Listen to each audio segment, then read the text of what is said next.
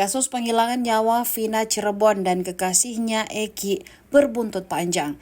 Pada Sabtu 15 Juni 2024, mantan Wakapolri Komjen Pol Purnawirawan Ugroseno ikut menguliti kinerja Ibtu Rudiana.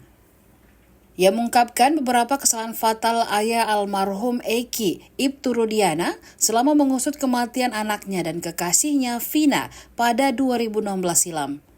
Menurutnya, berbekal pengalaman puluhan tahun menangani berbagai kasus, melihat modal Ibtu Rudiana memburu pembunuh anaknya dinilai tidak cukup. Penilaiannya, Ibtu Rudiana hanya bermodalkan keterangan saksi sepihak.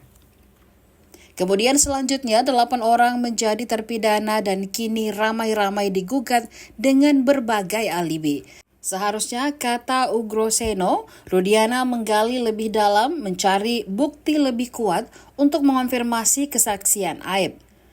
Pernyataan ini disebutnya hanya merujuk berdasarkan keterangan saksi Aib, di mana Ibtu Rudiana percaya anaknya diserang hingga dibunuh sekelompok pemuda yang kerap nongkrong di SMPN 11 Kota Cirebon.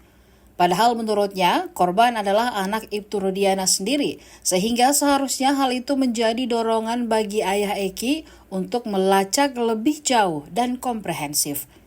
Sementara itu, dia menyoroti soal motif pelaku melakukan tindakan sadis kepada Vina dan Eki. Menurutnya, Ibtu Rudiana juga bisa menganalisis pada awal penyelidikan tersebut. Meski begitu, Ugroseno menilai untuk melakukan hal tersebut perlu pengalaman yang luar biasa dari seorang anggota polisi. Sebelumnya, selain penangkapan para pelaku yang tidak sesuai prosedur, Ibtu Rudiana juga disorot lantaran diduga membuat skenario pembunuhan Vina dan Eki.